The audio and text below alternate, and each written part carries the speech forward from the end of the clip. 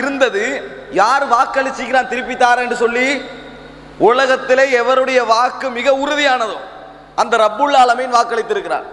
இருந்தும் அந்த தாயுடைய உள்ளத்துல என்னது, அது வளர ஆரம்பிக்குது.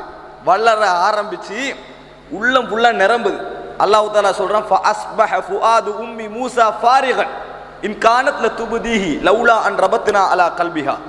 அல்லாஹ் தஆலா சொல்லுகிறான், மூஸா அலைஹிஸ்ஸலாத்துடைய தாயாருடைய உள்ளம் இந்த கவலையாலே நிரம்பி விட்டது என்றான்.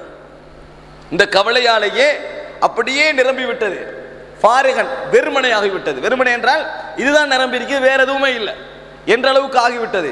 இப்படி ஆகினா என்ன நடக்கும் தெரியுமா? அல்லாஹ் தஆலா சொல்றான், அவர் இதை மற்றவருக்கு சொல்லுவதற்கு நெருங்கி விட்டார் என்று சொல்றான். நிரம்பினா அப்படித்தான் இருக்கு. நிரம்பினா என்ன செய்யும்? கொட்டும். நிரம்பினா என்ன செய்யும்? கொட்டும். கொட்டுறதுக்கு உள்ளத்துல நிரம்புறது எதால கொட்டும்? வாயால தான் கொட்டணும். அப்ப அவர் வெளியே சொல்வதற்கு நெருங்கி விட்டார். நாம் அவருடைய உள்ளத்தில் ஒரு இணைப்பை ஏற்படுத்தி இருக்காது விட்டால் நிச்சயமாக சொல்லி இருப்பார். நிச்சயமாக சொல்லி இருப்பார். இப்ப அல்லாஹ் தஆலா இதை சொல்லிட்டு சொல்றான், வ ஹர்ரம்னா அலைஹில் மராதிய. மூசா அலைஹிஸ்ஸலாம் வந்து ஃபிரௌன் குடும்பத்துக்கு போறாரு. இவ்வளவுதான் அவருக்கு தெரியும், திருப்பி கொண்டு வருவான் அல்லாஹ் சொன்ன மட்டும்தான். அல்லாஹ் தஆலா பால் குடிக்க இல்லாத மாதிரி அந்த குழந்தையை ஆக்குறான். அதே நேரத்தில் இந்த குழந்தை அந்த தாயிட வீட்டுக்கு இந்த இடத்துக்கு போனதை அறிஞ்ச மூசா அலைஹிஸ்ஸலாத்துடைய தாயாருடைய மூசா அலைஹிஸ்ஸலாத்துடைய அந்த சகோதரி, அதாவது ஹாரூனுடைய சகோதரி என்ன செய்யறா தெரியுமா? பால் குடிக்கக்கூடிய ஒரு தாயை உங்களுக்கு நான் அறிமுகப்படுத்தவா, பால் குடிக்கக்கூடிய ஒரு தாயை அறிமுகப்படுத்தவா. குழந்தைய அங்க வச்சு என்ன செய்யறாவ? பால் கொடுக்குறான். அறிமுகப்படுத்த யாரு? மூசாசுர தாயை அறிமுகப்படுத்துறான். குழந்தை இங்க வருது. அல்லாஹ் தஆலா இதை சொல்லி போட்டு சொல்றான், நாங்க திருப்பி கொடுத்தோம், ஆனால் அதிகமான மனிதர்கள் இதை அறிவதில்லை என்றான். அதிகமான மனிதர்கள் நாம் வாக்கை நிறைவேற்றுவோம் என்பதை அறிவது இல்லை. அவசரப்பட்டு வெளிப்படுத்த வேண்டும் போல் இருக்கும். சகோதரர், நான் இதை ஏன் சொன்ன தெரியுமா? சோதனை ஒன்று வந்தா அது உள்ளத்தை நிரப்பும்.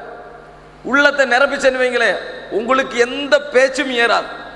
அதை நீங்க புரிஞ்சு கொண்டீங்கன்னா கவனமாயிருப்பீங்க. எந்த பேச்சும் ஏறாதுன்னா, ஒரு மனிதனை வந்து எல்லாம் சந்திக்க வர எல்லாருமே ஒரே சூழல்ல சந்திக்க வர மாட்டாங்க. இவர் கவலையோடு இருப்பார், இவர் சந்தோஷத்தோடு இருப்பார்லாம் மாறதில்லை. வீட்டில் உங்களுக்கு எப்போ கவலை ஏற்படும், எப்போ சந்தோஷப்படும் ஒரு விதி இல்லை, டைமிங் இல்லை. இப்போ வீட்டுக்கு வர நேரத்தில் நீங்க கவலையாக இருப்பீங்க. நீங்க காட்டிக்கொள்ள முடியாத லெவலில் இருந்தீங்கன்னு சொன்னா அவர் அவர்கிட்ட சந்தோஷமான செய்தியை பேசிக்கிட்டு இருப்பாரு. அப்ப இன்ஷா அல்லாஹ் நாளைக்கு நாங்க என்ன செய்வோம், அப்படி ஒன்று செய்வோம், இப்படி பேசிட்டு இருப்பாரு. உங்களுக்கு என்ன செய்யாது? சோதனை அட்டச்சிக்கிறதுனால வேற எதுவும் ஏறாது. வேற எதுவும் என்ன செய்யாது? ஏறாது. அவர் அவசரமா அந்த பேச்சை முடிச்சுட்டு போகணும் என்று மாதிரியே என்ன செய்வோம், நீங்க இருப்பீங்க.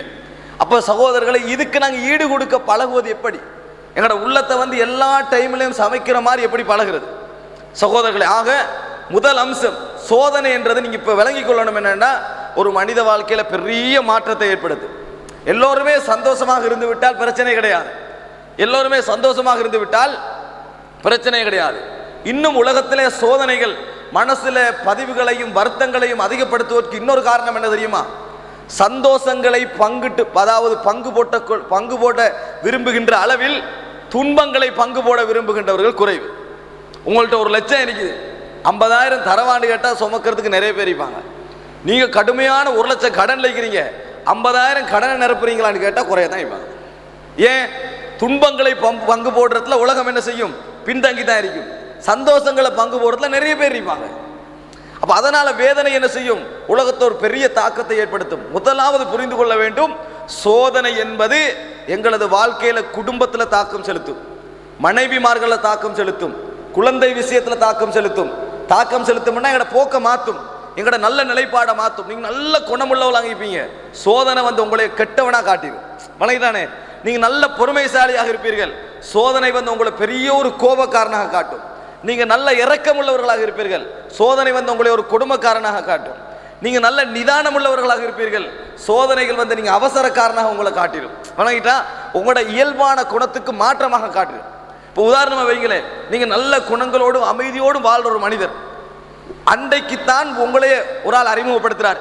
இப்படி ஒரு ஆள் இருக்கிறார், நிதானமானவர், நல்ல இரக்கமானவர், அன்புள்ளவர், பொறுமையானவர், அவரை போய் சந்திச்சிங்கன்னா எல்லாம் சரியாகும். அவர் வார நேரத்தில் உங்களோட அந்த அறிமுகத்தை எல்லாம் மனசில் எடுத்துட்டு வருவார். உங்களுக்கு பெரிய ஒரு 10 லட்சம் போயிருக்குது, வாழ்க்கையில பெரிய ஒரு கவலை, குழந்தை மௌத்தாக இருக்குது, பெரிய ஒரு கவலை. அந்த டைம்ல அவர் வாராரு, வந்து என்னது இப்படித்தான் எனக்கு ஒரு உதவி எல்லாம் போ, நாளைக்கு வாங்கன்றுவீங்க. ஏன்? சோதனை. அப்ப அவர் யோசிப்பார், என்ன தெரியுமா, நல்ல பண்புள்ளவர் ஒன்று சொன்னாங்களே, நல்ல அஹ்லாக் உள்ளவர்னு சொன்னாங்களே, பொறுமையாளர் சொன்னாங்களே, தலைகீழா இருக்கிறது. இது இந்த உண்மையில நீங்க அப்படி உள்ளவர் தான். இந்த இடத்துல உங்களை மாற்றி காட்டுவதற்கு எது காரணமாயிடுச்சு? சோதனை, துன்பம். இது மிக முக்கியமான ஒரு அம்சம் சகோதரர்களே. முதலாவது அம்சம், சோதனைகள் என்கின்ற பொழுது இஸ்லாம் எங்களுக்கு சொல்லித் தருகின்ற முதல் அம்சம் என்ன தெரியுமா? அதுதான் எங்களால் ஒன்று செய்ய முடியாத ஒரு அம்சம். எது? துன்பம், சோதனை என்பது அல்லாஹு தாலா இந்த உலகத்தை படைக்கின்ற பொழுதே மனித சமூகத்திற்கு எழுதிய விதிகளில் ஒன்று. துன்பம், சோதனை என்பது இந்த உலகத்தை படைக்கின்ற பொழுதே மனித சமூகத்திற்கு அல்லாஹு ரப்புல் ஆலமீன் எழுதிய விதிகளில் ஒன்று. அல்லாஹு தாலா இந்த உலகத்தை படைக்கின்ற பொழுது சில விதிமுறைகளை எழுதி இருக்கிறான். இந்த விதிமுறைகள் நாஸ்திகவாதிகள் வேண்டுமென்றால் ஏற்றுக்கொள்ளாமல் இருக்கலாம், ஆனால் அவர்களால் அதை நிராகரிக்க முடியாது. இப்போ உதாரணம், இதை நான் விதியை விளங்குவதற்காக சொல்கிறேன். அல்லாஹு ரப்புல் ஆலமீன் இந்த உலகத்தை படைக்கின்ற பொழுது சில விதிமுறைகளை வைத்திருக்கிறான். அந்த விதிமுறைகளுக்கு நீங்கள் கேள்வி கேட்க முடியாது.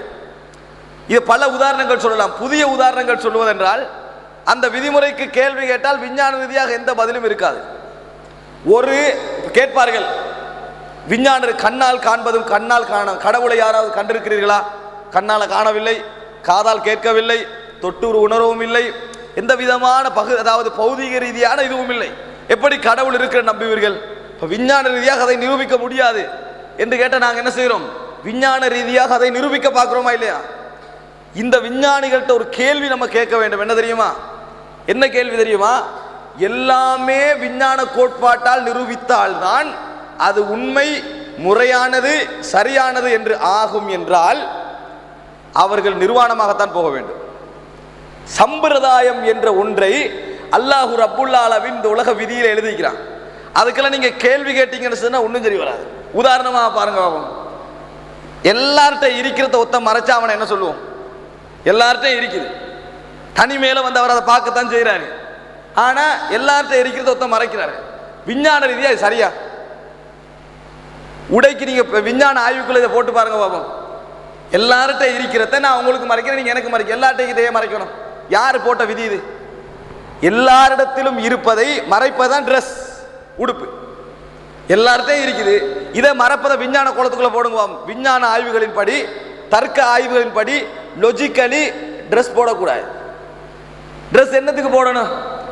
தனியாக நான் பார்ப்பதை, தனியாக நீங்கள் பார்ப்பதை ஒத்தருக்கொத்தர் மறைத்துக்கொள்ளும். என்ன இல்லாத மறைச்சா பரவாயில்ல.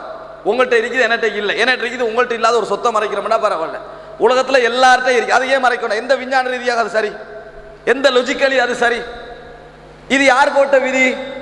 நாஸ்திகனும் உடுப்பு போடுறான், மதவாதியும் உடுப்பு போடுறான், மதத்துல முரம்பட்டவனும் உடுப்பு போடுறான். யார் போட்ட விதி? ரப்பு என்று ஒருத்தம் போட்ட விதி தான் அது. உலகத்தில் இதை யார் ஆரம்பித்தார்? இது லொஜிக்கலி சரியா இல்லையா, சயின்டிபிக்கலி இது சரியா இல்லையான்னு யோசிச்சா உலகத்துல எந்த விஞ்ஞானி என்ன செய்யலாது? பதில் சொல்ல முடியாது. இதெல்லாம் விஞ்ஞான பூர்வமாக வச்சு அவனே எரிக்கலாது. சரி, நீ விஞ்ஞான பூர்வமாக எடுத்தா ட்ரெஸ் போடக்கூடாது, உன்கிட்ட இருக்கின்ற ஏன் மறைக்கணும் என்று சொல்லி அவனை நிர்வாணமாக சொன்னா நிர்வாணமாகுவானா? நிர்வாணமாக மாட்டான். என்ன சொல்லுவா? அது இயலாத ஒன்று இயல்பை யார் உனக்கு ஏற்படுத்தினா? நீ கூடின எந்த மாநாடாவது ஆதி காலத்தில் நடந்துச்சா? இதுக்காக வேண்டி உலகத்தில் நாஸ்திகவாதியும் லோகாயுதவாதி ரெண்டு பேரும் சமனா இல்லையா? இதுல இது இறைவனுடைய விதி, மாற்ற இயலாது. என்னதான் மதத்தை மறுத்தாலும் உன் மீது ட்ரெஸ்ஸை திணித்த ஒன்றை மாற்ற முடியாது. யார் ட்ரெஸ்ஸை திணிச்சவன்? நீ பிறக்கோக்கல நிர்வாணமா தான் பிறக்கிறாய். திருப்பி உன 7 வயசுலயே 6 வயசுலயே ட்ரெஸ்ஸை போட்டவன் யார் உனக்கு? இந்த விதி எங்க பகுத்தறிவு லொஜிக்கல் ரீதியா நிக்குது இல்லை. ரெண்டாவது, ஒரு ஆணுக்கும் பெண்ணுக்கும் உணர்வுகள் இருக்கிறது, சேர்ந்தால் குழந்தை கிடைக்கும். திருமணம் என்ற அங்கீகாரம் தேவை என்ற விதியை உலகத்தில் யார் ஏற்படுத்தியது? சகோதரர்களே, திருமணம் என்ற அங்கீகாரம், குழந்தை கிடைப்பதை நான் சொல்லல. சமூகத்தில் நாஸ்திகவாதியாக இருந்தாலும் சரி, நாஸ்திகவாதி அல்லாதவனாக இருந்தாலும் சரி, மதத்தை ஏற்றுக்கொள்வனாக இருந்தாலும் சரி, நாஸ்திகவாதி கூட தன்னுடைய மகளை என்ன செய்ய மாட்டாரு? தனக்கு புள்ள கிடைக்கணும், நீ யாரோடையாவது என்ன செய்த சேதுக புள்ள எடுத்துட்டு வான்னு சொல்லுவானா? சொல்ல மாட்டான். திருமணம் முடித்து தான் குழந்தை பெற வேண்டும் என்கின்ற விதியை உனக்கு யார் ஏற்படுத்தியது? இது எந்த விஞ்ஞான பூர்வமாக சரி? குழந்தைகளும் புள்ளகளும் பெருகணும், இவ்வளவுதான லட்சியம். இதுல வந்து ஒரு ஆணும் பெண்ணும் திருமணம் என்ன பந்தம் மூலம் இணைய வேண்டும் என்று யார் சொன்னது?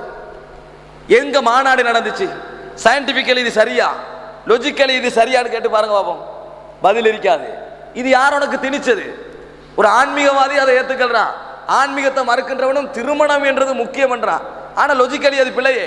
ஒரு ஆணும் பெண்ணும் விரும்பியவரோட சேர்ந்து பிள்ளையை எடுத்துட்டு